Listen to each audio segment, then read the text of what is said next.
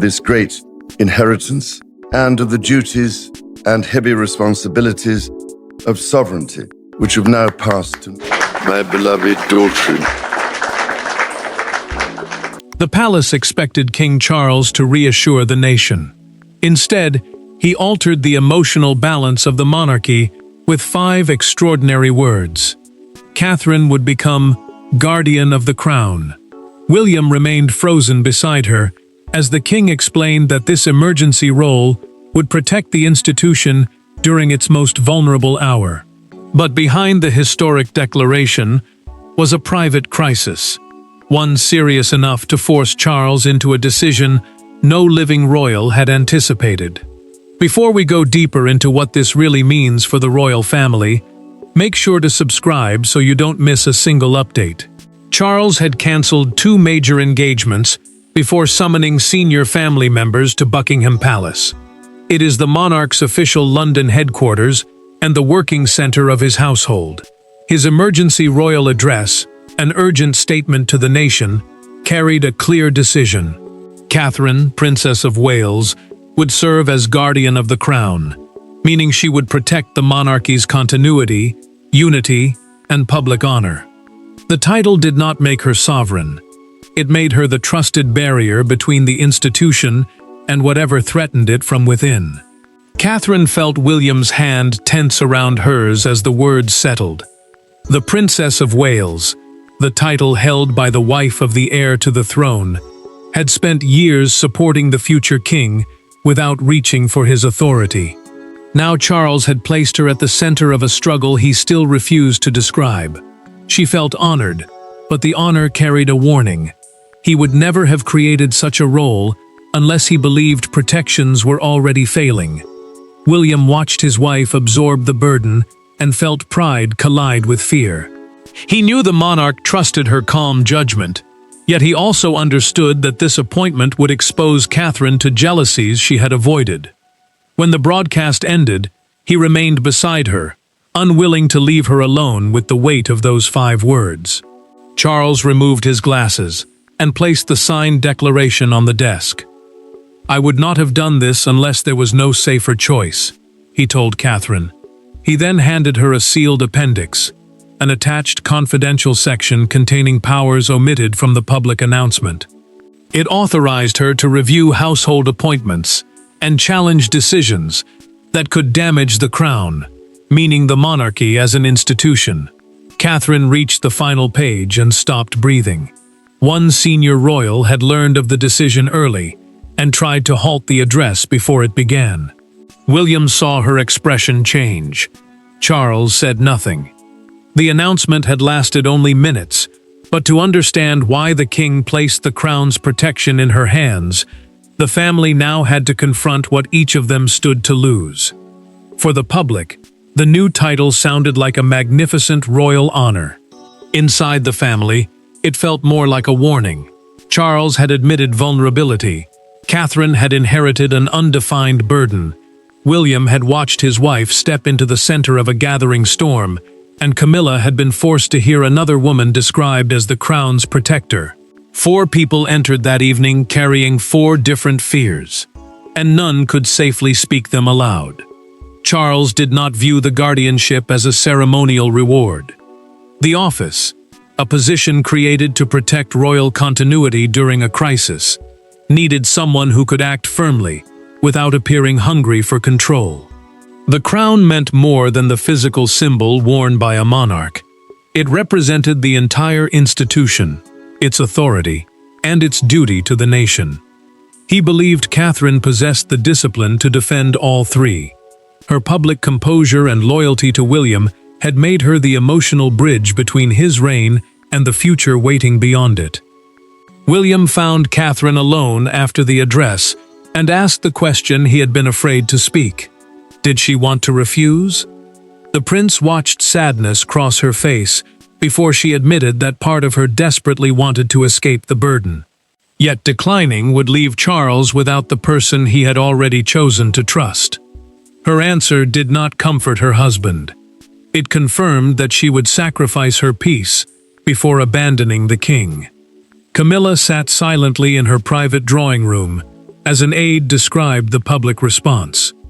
The Queen Consort, the title given to the reigning king's wife, raised one hand, stopping the assistant before another word could be offered. She asked why Charles had not considered her capable of guarding her husband's crown.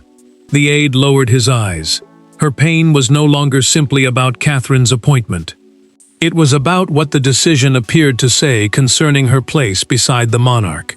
Charles later summoned William for a private conversation, with no advisors present. The king confessed that the title had been included months earlier in a contingency framework, a secret plan prepared for an unexpected royal emergency. Yet the space reserved for the guardian's name had remained empty until 3 nights before the broadcast. He refused to explain what had changed, leaving his son with the chilling sense that the appointment had been triggered by something immediate. Catherine received the next warning inside a small black case. It contained the guardian's seal, an official mark used to confirm that an order carried the authority of her new office, and a handwritten letter from Charles. One sentence had been underlined twice: "Trust conduct, not rank." Catherine read further and felt an old fear return. The letter referred to a Windsor incident as the moment hesitation became impossible. Windsor was one of the monarchy's principal royal residences, but what happened there had never entered any official account. The emergency address had revealed the king's answer. The true reason was hidden inside one disastrous night the palace had tried to bury. 3 nights before the address, a private succession briefing at Windsor Castle collapsed into chaos. A sealed contingency instruction appeared on the table, carrying a command Charles had never approved. Catherine noticed the altered wording before any advisor dared challenge it, and her refusal to remain silent transformed a routine meeting into the point of no return. From that moment, the king understood that the crown was threatened not by open rebellion, but by decisions made in his name. Charles had called the restricted meeting to examine what would happen if illness or exhaustion prevented him from carrying out public duties. A succession briefing is a private meeting used to protect the transfer and continuity of royal responsibility during a crisis. The contingency instruction was equally serious. It was a written emergency order explaining who could act when the monarch became temporarily unavailable. Every sentence mattered, because one false command could shift authority without the nation ever knowing. Catherine attended beside William, because the Prince and Princess of Wales would carry most of the public workload if the king stepped back.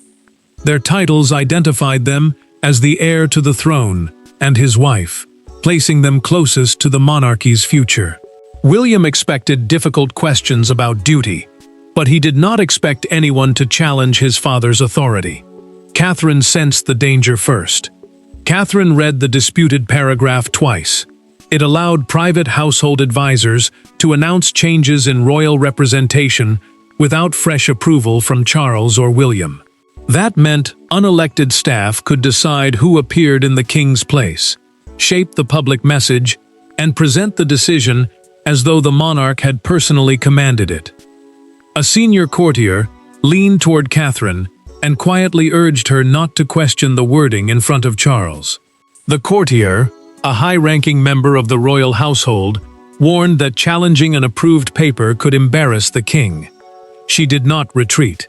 Instead, she pushed the instruction across the table and calmly declared that silence would make everyone in the room responsible. Charles compared the paper with his original draft. His expression hardened.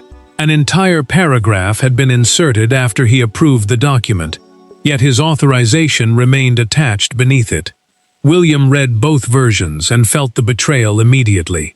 Someone had not merely ignored the monarch. Someone had attempted to borrow his authority. Charles closed the folder and dismissed every aide, including the courtier who had warned Catherine. Once the door shut, the king remained alone with her and William. He asked one devastating question: who would defend the institution if his signature could be used to conceal another person's intentions? Charles later traced the altered instruction to an office operating close to Camilla's household. The evidence did not prove the queen consort had ordered it, but her name now stood dangerously near the betrayal. Catherine had stopped the command, yet her courage placed her directly between the king and the woman closest to him. Camilla did not challenge Catherine before advisors or courtiers. She waited until the palace corridor emptied, entered the king's private sitting room, and closed the door behind her. Catherine was already there. What followed was not a loud royal spectacle but something more dangerous. A controlled confrontation between two women who understood that Charles had trusted one of them with a duty the other believed should naturally have belonged to her. Camilla faced Charles and asked why the guardianship had been created without her knowledge. The office was not simply an honor. It gave Catherine responsibility for protecting royal continuity and reviewing decisions that could damage public trust. For the queen consort, the title held by the reigning monarch's wife, being excluded, felt like a judgment on her loyalty and her marriage. She wanted to know why another woman had been chosen to guard her husband's crown. Charles insisted Catherine remain in the room. The king knew the confrontation concerned the authority she had accepted, and he refused to let either woman leave with a private version of what had been said. His decision tightened the silence. Camilla had expected an explanation from her husband. Instead, she was being asked to hear it beside the person whose appointment had wounded her. Camilla turned toward Catherine and asked the question beneath every other accusation. Had she known the title would make the queen consort appear unnecessary? The princess felt the cruelty of the words but refused to answer with anger. She said she had accepted a duty, not a victory, and that protecting the monarchy did not require replacing anyone inside it. Charles watched his wife struggle to remain composed. He wanted to protect her, but retreating now would weaken the decision he had asked the nation to trust. When Camilla accused him of humiliating her publicly, the monarch admitted that avoiding personal humiliation could no longer matter more than protecting confidence in the crown. The words landed hard. She had expected comfort. He had offered a verdict. Catherine placed the altered Windsor instruction on the table. The document was an emergency order controlling who could represent Charles during his absence. Camilla immediately recognized the office code printed at the bottom, yet she firmly denied ordering or approving the paragraph inserted after the king's signature. Her denial was preserved in the private meeting record prepared immediately after the confrontation, giving the claim a documented source. Charles then disclosed that he had suspended 2 household appointments connected to the instruction. He had acted before confronting his wife because both officials still possessed access to sensitive royal communications. Camilla pushed her chair back, stunned that her husband had made the decision without hearing her defense. Camilla rose to leave, but delivered one final warning. Catherine's authority would mean nothing unless the Privy Council, the senior body that formally advises the sovereign, and the royal household accepted it.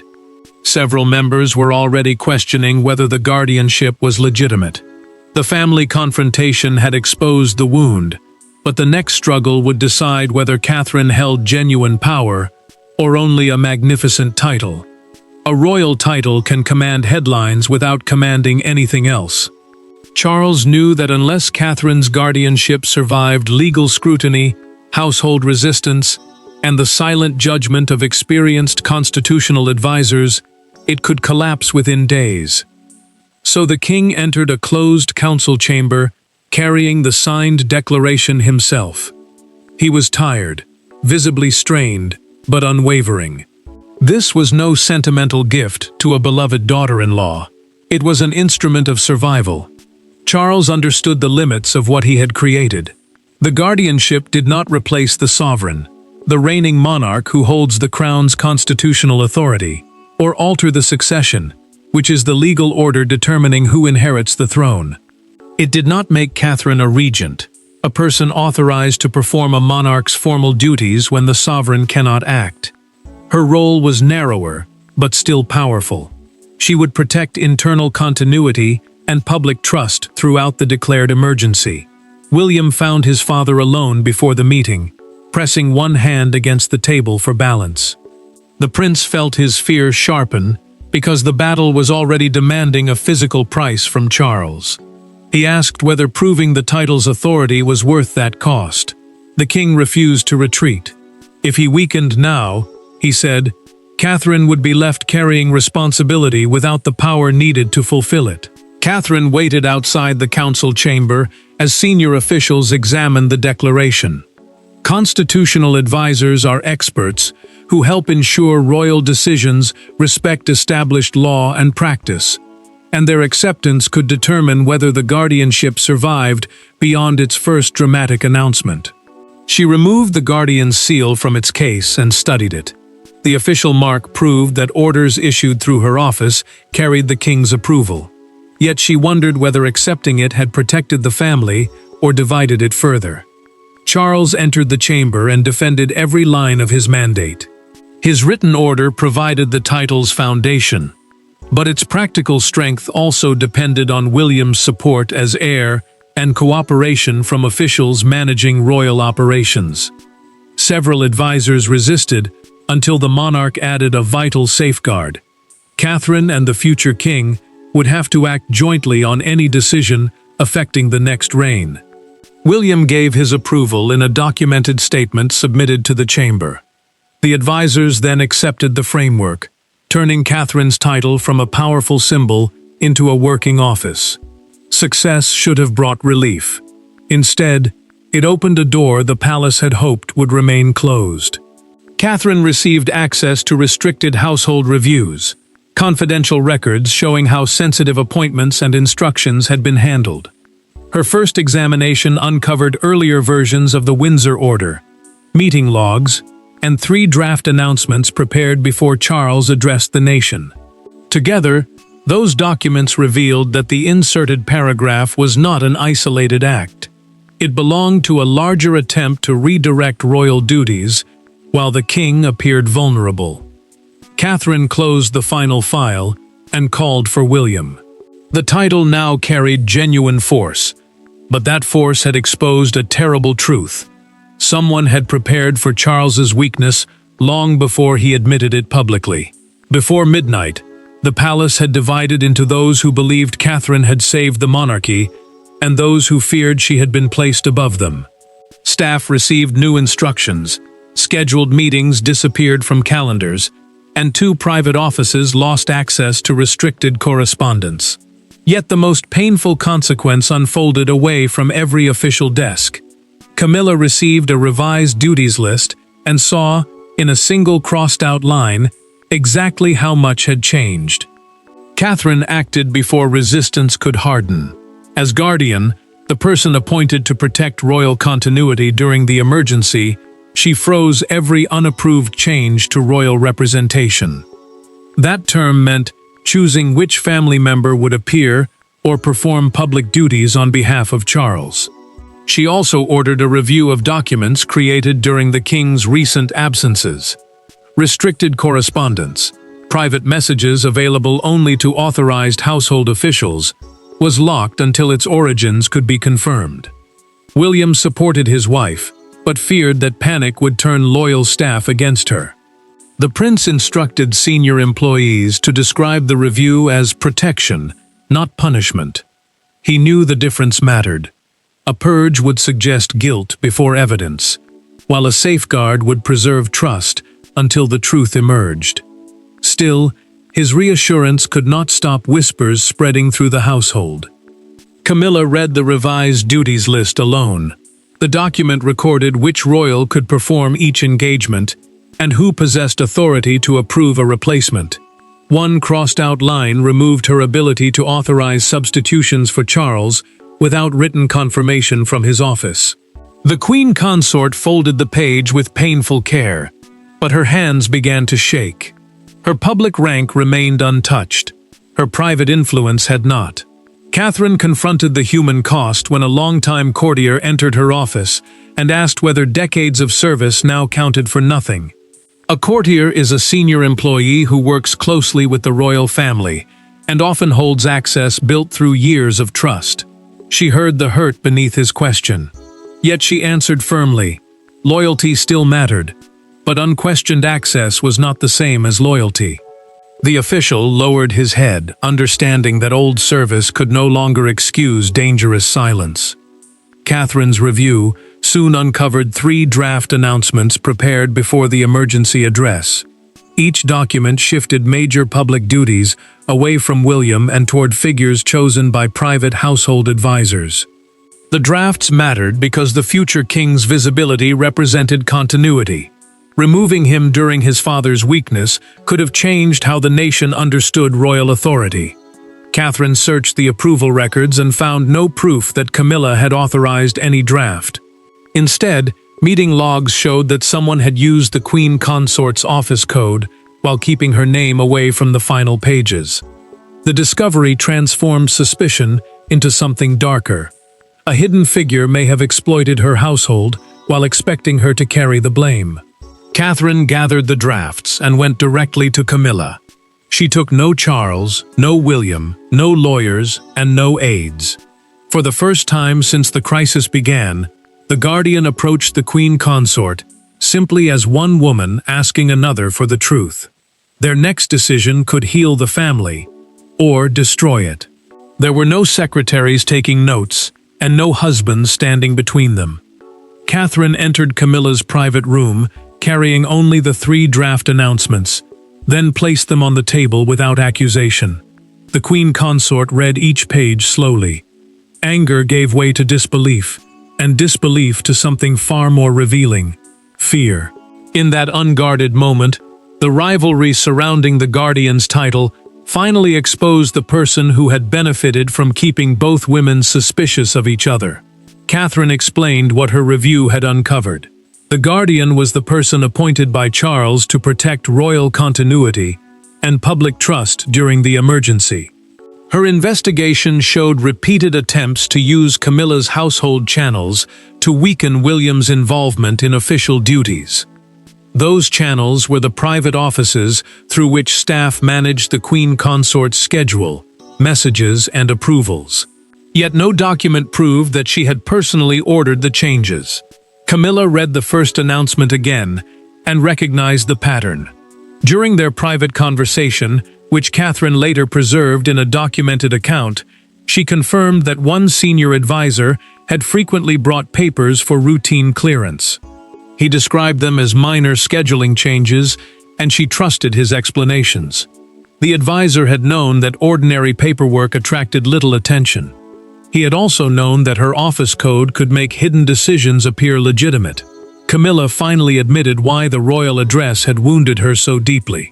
She believed Charles had chosen Catherine because he trusted the younger woman's judgment more than hers when the monarchy faced danger.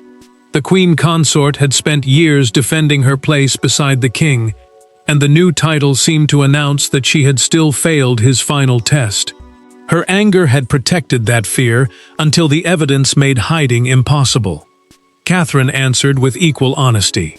She had never wanted to replace Camilla, and she had not accepted the role to rise above her. The princess confessed that the appointment frightened her because every firm decision could now be judged as ambition instead of service. Protecting William mattered because the future king represented continuity, but protecting the family mattered too. If the guardianship destroyed them from within, it would fail regardless of what it saved on paper. Camilla stopped at a handwritten correction on the second draft. She identified it as the suspended advisor's writing, and supported that recognition by comparing it with entries in her private meeting diary. The correction matched his notes exactly, providing the missing link between the Windsor alteration and the wider plan. Camilla did not demand revenge. She offered Catherine the diary, a personal record listing meetings, dates, and documents presented for approval. It could expose the full sequence while clearing innocent staff who had acted without knowledge of the scheme. Catherine returned to Charles with Camilla walking beside her. The king looked from one woman to the other and understood what his controversial decision had produced. Not surrender, cooperation. Their private truth had prevented a royal fracture, But the monarchy still faced a nation demanding to know what guardian of the crown would truly mean. By morning, 5 words dominated Britain. Commentators debated their constitutional meaning. Crowds gathered outside royal gates, and Catherine's composed face appeared across every front page. Yet the public response was captured most powerfully by one quiet moment outside Buckingham Palace. A young girl lifted a handmade cardboard crown above the barrier, while her father read the king's announcement aloud. Around them, strangers stopped arguing and began applauding together. Broadcasters quickly explained what the appointment did not mean. Catherine had not replaced Charles, and she had not bypassed William in the succession, the legal order deciding who inherits the throne. The guardianship represented protection, continuity, and internal accountability during the emergency. It gave her authority to question harmful household decisions, but it did not grant her the constitutional powers of the sovereign, meaning the reigning monarch and official head of the crown. Palace officials released a concise written summary of the role. The statement confirmed that the princess would work beside the heir, the person next in line to inherit the throne, and report directly to Charles. That detail mattered because it protected William's future authority while strengthening the king's present leadership. Catherine stood between 2 reigns, but she belonged to neither, above the men carrying the legal burden of the crown. Catherine watched the coverage with William as presenters called her the monarchy's steady center.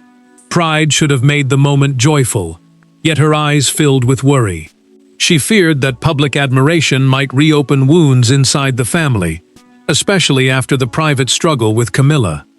The Guardian had helped uncover the scheme, but the woman behind the title still feared becoming a symbol others would resent. William reached for the television control and switched off the noise. The prince reminded his wife that the role mattered precisely because she had never sought it. Ambition would have demanded attention. Service had forced her to accept attention she would rather avoid. His reassurance did not erase Catherine's fear, but it allowed her to understand that humility did not mean hiding when duty called. One newspaper captured the mood with Catherine's portrait beneath the headline, "The Crown's Guardian." Its editorial praised Charles for choosing character over hierarchy, arguing that trust had become the monarchy's strongest defense.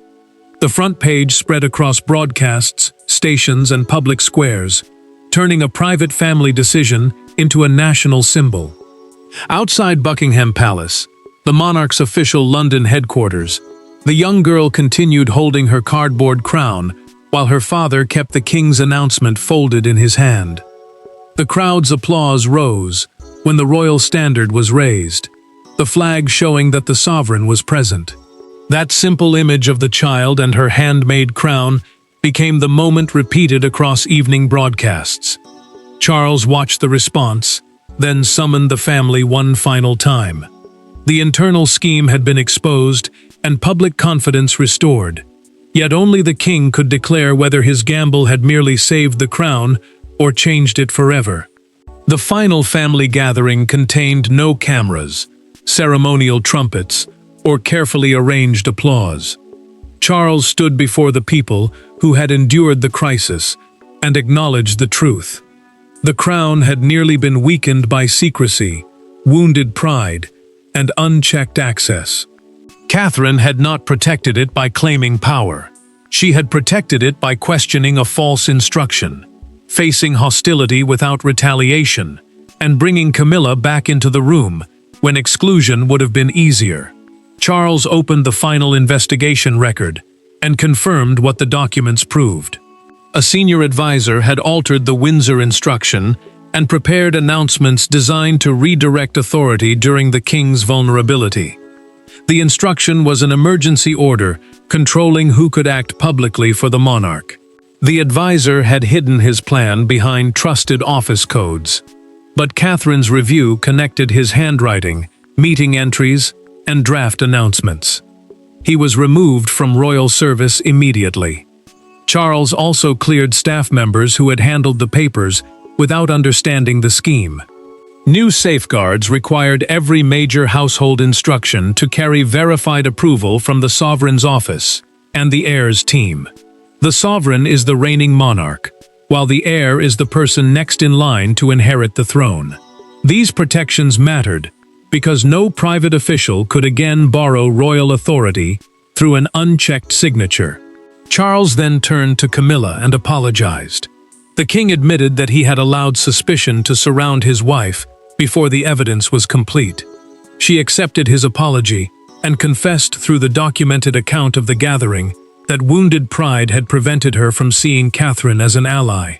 The queen consort had feared replacement. Instead, she had discovered partnership. William spoke privately with Catherine after the gathering.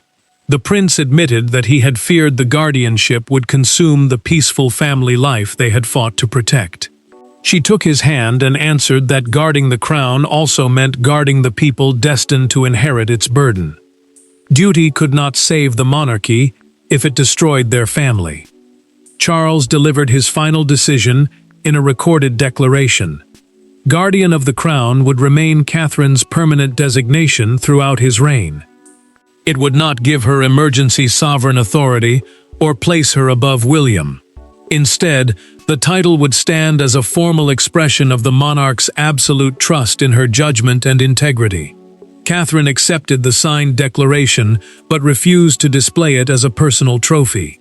She placed it inside the royal archive, a protected collection preserving the monarchy's most important records. Beside the altered Windsor instruction, one document represented danger. The other preserved the courage that defeated it. King Charles had named Catherine Guardian of the Crown, but her victory was greater than any title. She protected the monarchy without taking it for herself, restored trust without demanding surrender, and proved that the crown survives through courage, restraint, and unity. The crisis ended with the family reconciled, the guilty removed, and the monarchy ready for its future. Thanks for watching. Please don't forget to like and subscribe, and we will see you in next one.